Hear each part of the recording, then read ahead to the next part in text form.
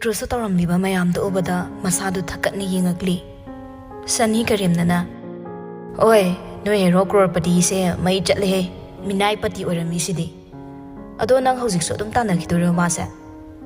ꯄꯤꯛꯇ꯭ꯔꯨꯁꯨ ꯂꯩꯔꯤꯕꯁꯤꯡꯗꯨꯗ ꯀꯣꯏꯌꯦꯡ ꯌꯦꯡꯂꯛꯄꯗ ꯍꯦꯟꯔꯤꯅ ꯇꯨꯃꯤꯟꯅ ꯀꯞꯂꯒ ꯂꯩꯔꯤꯗꯨ ꯎꯔꯛꯏ. ꯄꯥꯈꯠꯄꯣꯏ ꯀꯩꯕꯣꯏ ꯆꯦꯜꯂꯛꯑꯒ "ꯗꯗꯥ!" ꯂꯩꯔꯤꯕꯁꯤꯡꯗꯨ ꯏꯉꯛ ꯉꯛꯅ ꯄꯤꯛꯇ꯭ꯔꯨꯗ ꯋꯥꯍꯪ ꯀꯌꯥꯒ ꯂꯣꯏꯅꯅ ꯍꯪꯉꯛꯂꯤ. ꯄꯤꯛꯇ꯭ꯔꯨ ꯑꯁꯤ ꯍꯦꯟꯔꯤꯒꯤ ꯀꯅꯥꯅꯣ ꯍꯥꯏꯅ ꯈꯔ ꯑꯃꯅ ꯆꯤꯕꯣꯟ ꯅꯣꯛꯄꯁꯨ ꯌꯥꯎꯔꯤ. ꯍꯦꯟꯔꯤ ꯃꯆꯦꯜ ꯄꯤꯛꯇ꯭ꯔꯨꯕꯨ ꯎꯕꯗꯩ ꯍꯦꯟꯅ ꯃꯄꯨꯛꯅꯤꯡ ꯅꯨꯡꯁꯤꯗꯨꯅ ꯈꯣꯟꯖꯦꯜ ꯑꯗꯨ ꯅꯤꯛꯅ ꯅꯪ ꯀꯩꯒꯤ ꯁ꯭ꯀꯨꯜ ꯀꯥꯔꯛꯏꯅꯣ?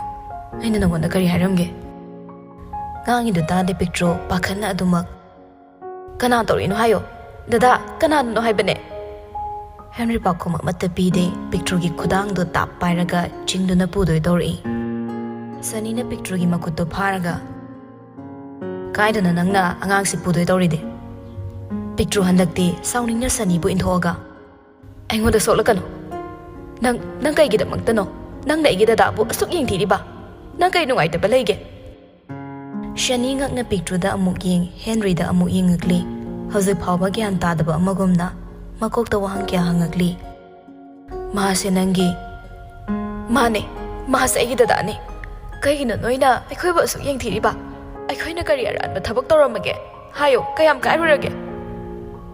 ꯄ꯭ꯔꯤꯇꯤꯅ ꯊꯣꯛ ꯑꯣꯛꯂꯒ "ꯂꯝꯖꯥ ꯁꯔꯥ ꯅꯣꯏ ꯑꯅꯤꯅ ꯃꯌꯥꯝꯁꯤꯕꯨ ꯅꯍꯥꯟ ꯃꯈꯩ ꯑꯄꯪꯕꯁꯤꯗꯅ ꯁꯥꯟꯅꯔꯤꯕ ꯑꯣꯏꯔꯦ. ꯀꯌꯥꯗꯅꯅꯦ ꯀꯤꯕꯨ ꯀꯤꯌꯦ. ꯃꯕꯨꯡꯁꯤꯕꯨ ꯃꯥꯅ ꯅꯨꯡꯁꯤꯕ ꯄꯥꯝꯖꯕꯒ ꯁꯥꯔꯗꯅ ꯃꯌꯥꯝꯗ ꯑꯦꯇꯦꯟꯁꯟꯒ ꯂꯧꯗꯅ ꯅꯪ..." ꯖꯣꯅꯤ ꯈꯣꯏꯁꯨ ꯏꯉꯛ ꯉꯛꯅ "ꯀꯩꯅꯣ ꯅꯣꯏ ꯑꯅꯤ ꯅꯆꯤꯟ ꯅꯅꯥꯎ?" ꯄꯤꯛꯇ꯭ꯔꯨ ꯍꯦꯟꯔꯤꯒꯤ ꯃꯈꯨꯠ ꯆꯤꯡꯂꯒ "ꯗꯗꯥ, ꯌꯨꯝ ꯆꯠꯁꯤꯂꯣ." ꯄ꯭ꯔꯤꯇꯤꯅ ꯆꯪꯁꯤꯜꯂꯛꯑꯒ ꯊꯜꯂꯛꯏ. "ꯍꯩ, ꯀꯩꯅꯣ ꯅꯪꯅ ꯃꯥꯕꯨ ꯄꯨꯗꯣꯏ ꯇꯧꯔꯤꯗꯣ?" ꯄꯤꯛꯇ꯭ꯔꯨ ꯑꯁꯥꯎꯕ ꯄꯨꯝꯅꯃꯛ ꯄ꯭ꯔꯤꯇꯤꯗ ꯐꯨꯗꯣꯔꯛꯏ. ꯄ꯭ꯔꯤꯇꯤꯕꯨ ꯂꯥꯛꯇꯅ ꯏꯜꯂꯤ. "ꯂꯝꯖꯥ ꯁꯔꯥ ꯃꯆꯥꯗꯤ ꯅꯪꯅꯤ. ꯃꯊꯧ ꯃꯔꯝ ꯈꯪꯗꯕ ꯁꯥꯒꯨꯝꯕ ꯃꯤꯅꯤꯅ ꯈꯪꯉꯕ? ꯅꯪ ꯅꯁꯥꯅ ꯄꯩꯁꯥ ꯄꯥꯏꯕ ꯃꯆꯥꯅꯤꯅ ꯃꯨꯛꯇꯨꯅ ꯑꯩꯈꯣꯏꯕꯨ ꯀꯔꯤꯁꯨ ꯂꯩꯇꯅ ꯎꯔꯤ. ꯉꯁꯤ ꯐꯥꯎꯗ ꯅꯪ ꯅꯣꯡꯃꯗ ꯅꯈꯨꯠꯇ ꯁꯦꯜ ꯑꯃ ꯂꯨꯄꯥ ꯑꯃ ꯊꯣꯛꯄ ꯉꯝꯈ꯭ꯔꯕꯣ? ꯍꯥ, ꯉꯝꯕ꯭ꯔꯣ? ꯅꯪꯒꯨꯝꯕ ꯅꯃꯥꯅ ꯄꯥꯗꯩ ꯅꯤꯔꯒ ꯆꯥꯕ ꯑꯩ ꯃꯉꯥꯏꯔꯦꯅ ꯆꯠꯄ ꯃꯤ ꯅꯠꯇꯦ ꯑꯩꯈꯣꯏꯁꯦ." ꯄꯤꯛꯇ꯭ꯔꯨ ꯄꯦꯟꯗꯕ ꯄꯨꯝꯅꯃꯛ ꯃꯌꯥꯝ ꯃꯥꯡꯗꯨꯗ ꯂꯣꯏꯅ ꯍꯥꯏꯔꯛꯂꯤ. "ꯌꯦꯡꯉꯣ, ꯃꯥꯂꯦꯝꯁꯤꯗ ꯃꯃꯥ ꯃꯄꯥ ꯂꯩꯇꯕ ꯃꯆꯥ ꯀꯌꯥ, ꯑꯩꯈꯣꯏꯒꯨꯝꯕ ꯀꯌꯥ ꯑꯃ ꯊꯦꯡꯅꯔꯕꯅꯤ.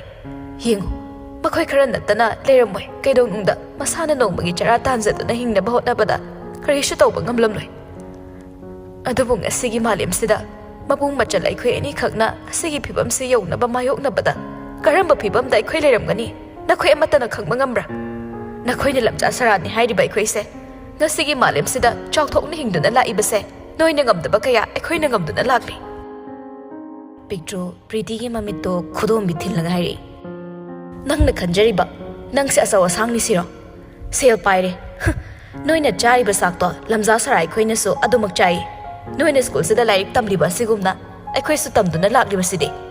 ꯑꯗꯨꯕꯨ ꯅꯈꯣꯏꯅꯗꯤ ꯂꯝꯖꯥ ꯁꯔꯥ ꯑꯩꯈꯣꯏꯒꯨꯝꯅ ꯅꯊꯧꯗ ꯄꯨꯛꯅꯤꯡ ꯆꯪꯕ ꯃꯤꯊꯣꯏ ꯃꯤꯍꯦꯟꯕ ꯉꯝꯈ꯭ꯔꯕꯣ? ꯍꯥꯏꯌꯨꯅꯦ, ꯉꯝꯈ꯭ꯔꯕꯣ?" ꯁꯅꯤꯒꯤ ꯃꯅꯥꯛꯇ ꯑꯃꯨꯛ ꯂꯥꯛꯑꯒ "ꯅꯪꯁꯨꯅꯦ, ꯅꯪꯅ ꯑꯩꯒꯤ ꯏꯕꯨꯡꯕꯨ ꯃꯤꯅꯥꯏ ꯃꯆꯥꯅꯤ ꯍꯥꯏꯕ ꯁꯥꯔꯤꯌꯦ. ꯃꯤꯅꯥꯏꯗꯤ ꯅꯣꯏꯅꯦ. ꯅꯣꯏꯅ ꯅꯃꯥ ꯅꯄꯥꯒꯤ ꯃꯄꯥꯜ ꯇꯥꯡꯅ ꯍꯤꯡꯖꯕ, ꯑꯩꯈꯣꯏꯅ ꯏꯁꯥ ꯏꯁꯥꯒꯤ ꯑꯉꯝꯕ ꯄꯥꯡꯒꯜꯅ ꯍꯤꯡꯕ. ꯃꯁꯤ ꯈꯛꯇꯅꯦ ꯈꯦꯠꯅꯕ ꯍꯥꯏꯕꯕꯨ." ꯁꯅꯤ ꯂꯣꯟꯊꯣꯛꯇꯕꯒꯨꯝꯅ ꯇꯨꯃꯤꯟꯅ ꯄꯤꯛꯇ꯭ꯔꯨꯅ ꯉꯥꯡꯂꯤꯕꯁꯤꯡꯗꯣ ꯇꯥꯔꯒ ꯂꯩꯔꯤ. ꯇꯁꯦꯡꯅ ꯃꯥ ꯍꯧꯖꯤꯛ ꯈꯛꯇꯃꯛ ꯅꯤꯡꯉꯝꯂꯛꯇ꯭ꯔꯦ. ꯄꯤꯛꯇ꯭ꯔꯨ ꯈꯣꯟꯖꯦꯜ ꯍꯧꯅ ꯑꯃꯨꯛꯁꯨ ꯃꯈꯣꯡ ꯄꯣꯛꯅ ꯍꯥꯏꯔꯛꯏ. "ꯑꯩꯅ ꯆꯥꯎꯊꯣꯛꯅ ꯍꯥꯏꯔꯤ, ꯉꯁꯤꯁꯨ ꯃꯥꯂꯦꯝꯁꯤꯗ ꯈ꯭ꯋꯥꯏꯗꯒꯤ ꯑꯊꯣꯏꯕꯅꯤ ꯍꯥꯏꯅ. ꯃꯌꯥꯝꯅ ꯃꯤꯅꯥꯏꯅꯤ, ꯍꯨꯔꯥꯟꯕꯅꯤ ꯍꯥꯏꯔꯤꯕ ꯑꯩꯒꯤ ꯗꯗꯥꯁꯦ ꯑꯁꯦꯡꯕ ꯕꯣꯁꯅꯤ. ꯕꯣꯁ, ꯈꯪꯖꯧꯍꯦ, ꯍꯥꯏꯕꯤꯒꯦ ꯇꯥꯖꯧ. ꯕꯣꯁꯀꯤ ꯕꯤꯛ ꯁꯤꯁꯇꯔꯅꯦ ꯑꯩꯁꯦ. ꯑꯩꯅ ꯅꯈꯣꯏ ꯀꯅꯥꯕꯨꯁꯨ ꯅꯋꯥ ꯂꯧꯗꯦ. ꯁꯦꯜ ꯄꯥꯏꯔꯦ ꯀꯥꯏꯅ ꯃꯨꯛꯏꯗꯣ ꯈꯪꯉꯕ?" ꯃꯌꯥꯝꯗꯨꯁꯨ ꯂꯣꯏꯅ ꯃꯆꯤꯟꯗ ꯃꯨꯔꯨꯝ ꯁꯣꯜꯂꯒ ꯂꯣꯏꯅ ꯌꯦꯡꯅꯔꯛꯂꯤ. ꯄꯤꯛꯇ꯭ꯔꯨꯁꯨ ꯑꯃꯠꯇ ꯇꯥꯗꯅ ꯍꯦꯟꯔꯤꯒꯤ ꯃꯈꯨꯠ パイꯔꯒ ꯆꯤꯡꯗꯨꯅ ꯊꯣꯛꯈ꯭ꯔꯦ. ꯁꯦꯀ꯭ꯌꯨꯔꯤꯇꯤ ꯑꯗꯨꯅ ꯈꯥꯝꯅꯕ ꯇꯧꯕꯁꯨ ꯑꯃꯠꯇ ꯇꯥꯗꯅ ꯊꯣꯔꯛꯏ. ꯍꯦꯟꯔꯤ ꯆꯠꯅ ꯇꯞꯅ ꯍꯥꯏꯔꯛꯏ. "ꯑꯉꯥꯡ, ꯅꯪ ꯂꯩꯍꯧꯔꯣ, ꯗꯗꯥ ꯆꯠꯂꯒꯦ, ꯀ꯭ꯂꯥꯁ ꯌꯥꯎꯔꯣ." "ꯀꯩꯒꯤꯅꯣ ꯅꯪꯅ ꯀꯞꯄꯤꯗꯣ? ꯁꯦꯟꯖꯥꯎ ꯄꯥꯏꯕ ꯃꯆꯥꯅꯦ ꯀꯥꯏꯅ ꯃꯨꯛꯇꯅ ꯇꯧꯖ ꯁꯥꯔꯤꯁꯤꯡꯗꯣ ꯗꯗꯥꯃꯨꯛ ꯍꯦꯟꯅ ꯇꯧꯒꯦꯗ ꯉꯝꯕ ꯁꯛꯇꯤ ꯂꯩꯕ ꯑꯝꯇ ꯂꯩꯇꯦ. ꯅꯪ ꯋꯥ ꯉꯥꯡꯂꯅꯣ, ꯗꯗꯥ ꯌꯥꯝ ꯋꯥꯔꯦ. ꯇꯨꯃꯤꯟꯅ ꯆꯠꯁꯤ, ꯁꯥꯏꯀꯜꯗꯣ ꯑꯃꯨꯛ ꯃꯤꯅ ꯍꯨꯔꯥꯜꯂꯝꯃꯅꯤ." ꯉꯁꯥꯏꯗ ꯀꯞꯄꯤꯕ ꯃꯌꯥꯝꯗꯣ ꯀꯥꯎꯊꯣꯛꯑꯒ ꯄꯤꯛꯇ꯭ꯔꯨ ꯃꯃꯤꯠ ꯂꯥꯎꯊꯣꯛꯑꯒ "ꯀꯩꯕ? ꯅꯪꯗꯤ ꯁꯥꯏꯀꯜ ꯀꯗꯥꯏ ꯊꯝꯃꯝꯃꯤꯕ?" "ꯂꯪꯒꯣꯡꯗ ꯂꯪꯁꯤꯜꯂꯝꯕꯅꯤ, ꯀꯩꯁꯨ ꯇꯧꯔꯣꯏ ꯂꯩꯔꯝꯒꯅꯤ." Cycle mangandine yaro haisne ko idea. Talaktuda tungdagi ta kauri. Boss. Henry ga picture ga sulai tho yinglei. Thembi lep lambu ubada Henry ikaina mamai da lok tharanga machin na tapna sulai. Boss ko gano mingadung ko. Ya the great boss. Nang di asing ba makiso boss ni. Oi soira kini mayam pum na maki. Henry thembi da yinglei wadi amata ngangde. Ubada nokmi tawraga makha tarai. Kaigi wakal sontarino. Ay nang biyam thagali nangi thawna se. Ngasigi khunai angam mathau singna aton babu tuhat piraba lamdamni. Adubu nang nasana mayamna respect tongnaba. Mayamda amuma maikhum amakhum khrido. Masida sum khanjilurano. Mai paklaba matamda pumnamaki mamangdu utho. Picture nokfet tawraga nakandai. Che Thembina. Matam pumnamakta kanana sunoigi mangda lepangamui. Thawnahan gano. Mino sitana nongnar adine ay isana tawwa ngambi sakti puthokto na ulo. Henry na. Hoy, ako'y susalangi. Nasigidi. Nang sufasa na klasang horo. Thembi sunok mi tawraga adumak lehore. Mabung machal ani duso cycle thamlamba mafam du tam na lagli. Uchinna cycle galayrambaday thoraga lagli. Admission open. Contra Coaching Institute Khori Laikai Nambol Chingbang the Labor Coaching Center Sida Class 6 Navodaya Entrance Examination gi 3 months course ki registration hosare. Akupa marol gi damak pisariba contact number sida pau phawira. Nga kitung na mayum yorakle. Cycle do khamaga kumtharakle. Henry tumina mangol da famlaga laikre. Adu ubata picture nungaitana. Nanda firol ga do hongdu odana. Henry no fitawranga. Anga ay ngasidi sase. Iyang laga wakal se sati na nungai. Picture ngakna. Kaigi ngasidi nang kaparoidra. Ngasidi harauba numit ni. Ensang haobam chase. Nahan makay potlong mama isada nan lerambado. Ngasidi ay waiti isangkre. Smawalaw de. Moy na ikwe bunam thar thambaya bro. Hayeng dedi usilak taba pumna magtop phugay raw dong ni. Moy kay wedana. Nang si mi su phugay kre kamay to wazano khangde. Tanja du magtadani ngarangi nupa sing du lai. Ado bata fu hogalaga. Iyamba. Aikwe na nang matam tharai si kuide dana. Hauzikti nang karon da litto na chen gadori. Picture pakhatna. Noy da phuba yaroi. Henry wa kaya ama phazana haina bo anai. Adubu mayai kabani sa sizna dana lakpa mi ngak ta anamba oibana Henry bu phudoi changsilai. Picture su pai lerak to dana chentho oga lekai tana balawri. Lekai aikwe da phuba lai. Amta kan biyo kana lege. Laiba nupa singno makhoi gi sel thoba lakpa oizaraso. Sel do kari maram gino haiba soidan hanglakani haiba makhoi su khangi sidana tana hosi makhoi na seasonar iba singdo khangkrani haiba se khangma maramna mafam du thad oga yam thuna chenki. Henry tapna. Kaigino nang adumai tawrido. Makai soidana mai howa makai soromani. Matung da kari tawrakani haiba tam mangamde. Moina kari tawba ngamdoino. Lekai club ki mi myam leri sidi. Moi gi paisa do singoi haiba di nattidana. Henry matha sana makok pairaga. Makoi si samsama mi amata nati. Akoi gumba lamlan ba mi di araibani. Aina asigumba fataba sa tawringi matamda. Karamba phibamda oiki haiba nang khangma natro. Inaw ni chani haiba mata khangoi masa gi aningba fangnaba tawrakani. Tasingna magsu Henry ni hariba se achummani. Mahakna su matam khara ngausinari matamduda. Karamba phibamda laiki haiba se khangjai. Adubu picture di Henry na tawkiba pumnamakse mamitta uraka masadu yamna kijarakle. Dada, kaigumma makhoina aikhoibu hatkani kain tawradi kamai tawdoiba. Yare se kemta khangano dada na fana batawni. Moigi seldo thubada pithokta yaroi. Moiga manabasu yaroi. Ama loibaga amagi da sa loiringi nang horoi matagumna. Chongsilakani mabung machal ani gi awabase. Karamba matamda loigani lepkigani haibase khangde. Yumduda leiba phau hek kiba maongda tumin lainai.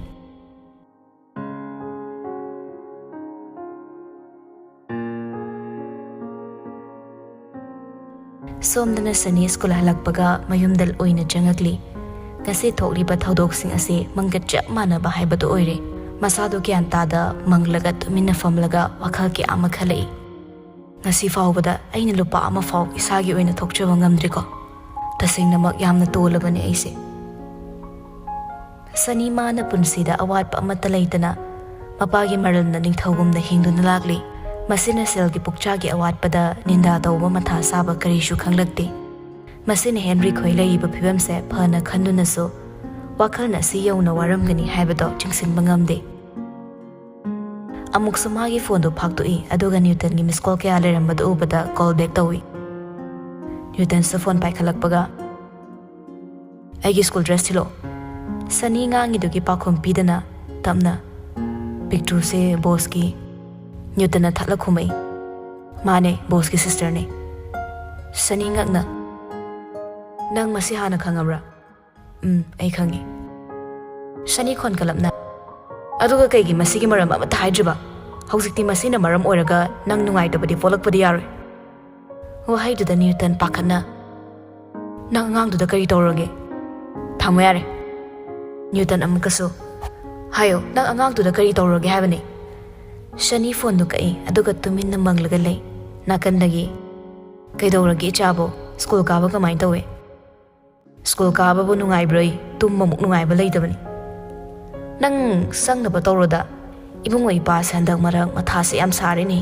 samga hodre hana dei adum hodridudi amu hauninglaga na tharo hei masi yengune ai makha tana sida nang thamba pamdre somna namau nupi na marwala ma loire ai oina si khibra kaino kaido bu yauragi magi problem oidora matom ta leibagi oiradi boarding thambi khrasiro kadai dei matom ta no da ai gi khwai ri tamthiba yekna ba mi amana mabung oi leirame phajare hausikti pungchai sai dore khangdamina tawkhiba mayam do mapa mamani haibagi apanba amaka leite mareng mamana badongna dong ningangnariba Karino nang nangangi dobo ipa gyan tadre ahalgi thauram oiramaroi aduini talaktuda Newton na call tori Sani paikhatlaga kaidore habanu nang imasina ai thoma palda lonsilaga thamkre nang tala othuna sumba kandadi ai se darkar oiramani ne ai bo mo hana lakanu ga so haini ba tanjata da Newton gi manakta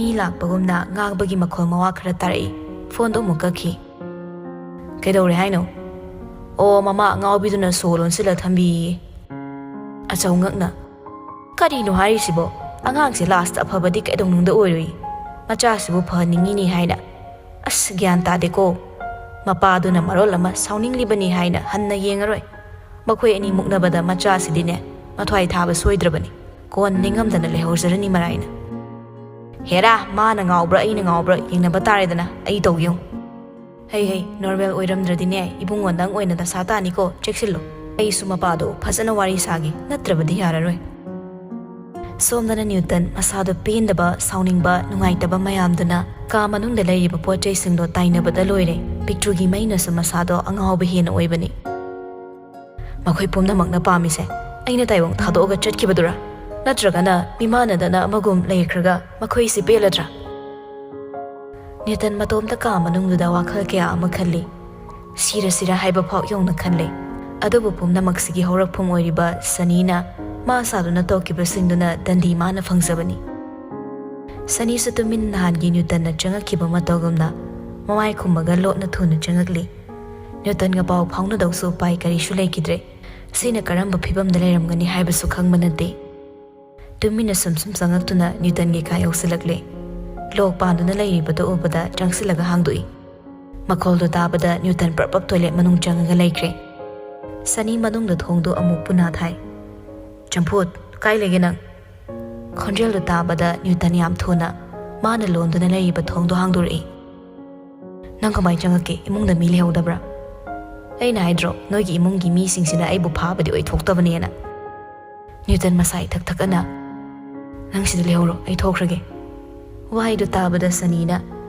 Kariba huzikida amuktang hairose Ay mapalda thoktaba yaroi nang sida ngaktang dilaybiyo please Ay bu jailda hina tamthiba mafam sida kaidora layoba Newton na kan haibaday Sani su Newton gi awaba khangma maramna ngaktang gi layhoba sida yanare Shanina kaigumba pung ani gi matungda laktraba na thwai du mangi khangona Newton su mamai khummaga tumina thorai mirak narak yenglaga adubo khangaude karom daino papi kanano Newton masana swailawi Ngaktang tumina lepaga lay masu sum sangsilaklaga pumnamaksi Sani ubada thoklaklaga hey su lay ma Sani ubada Newton ni khanna maya chiklaga kaino nangna tawribado Sani su Newton chenkina bahaina ingit pira ibani adubi pang khai adumak lepaga lay Sani na usi ka laybra kainom tawi aduini asi hairaga Newton bu chenkina ba ingit tawrakli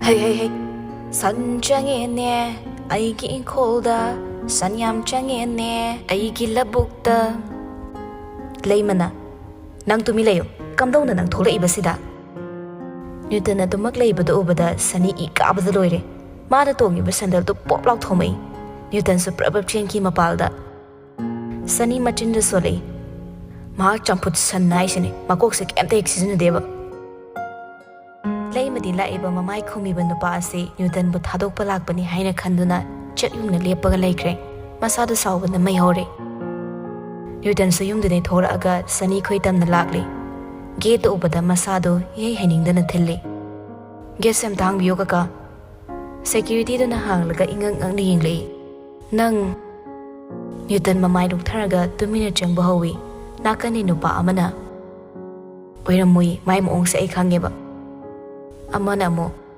kana khangni aikoi sir gi macha nu padu oiramadi Newton thanglam makhongdo chaplepaga tungdo onthoga nokmi tawranga nati asika khairamaga tumin emung changki reiba singdo noklaga lehori Newton ne haiba khangba maramna Newton ni makoktuda karishu khande phone ama lawraga yam thuna picture gi number da call towi ahanbadadi amurak anirak pairaklamde kona Henry na phone do paikhalei Hello Newton khonjel da tumin ngak wadi amata ngangde Henry call tawraga tumina leibasida chingnaba amaga loinana Hello kanana call tawraga tumi leirisibo ngarabo Newton phone do fatkai aduga masado fathazana bo najari somnana picture dada kanano khangde ngauribra kaino call tawraga tumina lei wasungangde picture pisumani shuktoklaga amado orizala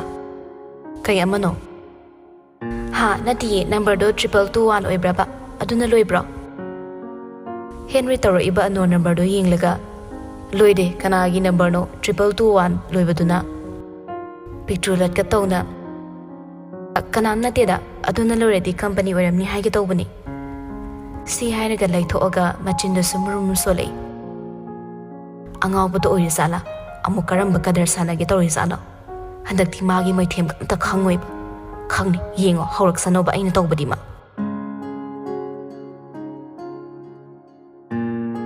asumna namituma saho kirami mathangi numitni Henry hanagum yamna nganna hagotlaga ma thabak sana bahaina loishilakle picture mabungi makut asokpado ubada nungaidana dada nang chatlanu ba nasado phasana supara chatlo nangi khut asokpado thabak suba ngamgatraba thoi dada thabak chataba yadabani makhoi do hozu horen lakani haiba ngamde piti gi yum su oire kamai chatoino dada nang mana dada bu mingonda fuhalladi ai makhoi do thabak sui haiba kaishu khangdabani hausu khangaloida dada gi kem ta khangano horen dada thing adine nang laina khoida laik puraga para leiramo dada la aga loba lakeba hauze khoi yum sida naitom leiba yaba nate khudong thiba haiba se tambanga manate mioi bai khoida hoi dada adongan halau ko ai sunga si school chalorege ba yumda sum laik tora le horage section layo asi hairamaga Henry do magi hek thabak suminaba da chawba khoitamna lakli laikagi mayam badunadi Henry bo thabak sufam du da puningdrabani phattanung da thokladi khanna adubu Henry na yamna kanna haisabadai mabu puningda puraga lakli thabak mafam di yoraga thaba inkang suba honaragle Henry makut asok paduda sauning basu phauri masi pumna makoknaba Henry magi makut phana ngamdrasu mayam de tang tadana sunaba chaina kaya khangduna tawrakli adubu Henry thabak subaduda mapuktu khoijangdre magi boss to ubra haina koying yengdaga leiri talaktuda boss to phone wari sanaraga tholei adu ubada Henry harau mai manak changsilai boss Pretty gi mabung ado mabit faina yinglei aduga nang kanano Henry wa ama phau ngang mangamdre tumina luktharaga lei adu ubada nupaduna nang thabok suba laira kadau bala ino Henry yam tapna boss nupadu khon kalapna chalo ada na thau toro su chalo Henry makha ta de tumina thabok suba adum lakli magi suri ba khara shinadi miga piga da bersel do inkhat pangamoi haibase masana khangjare aduna fattaba lambi oirabaso masida chatuna magi awaba singa se kokhragi haina khalakli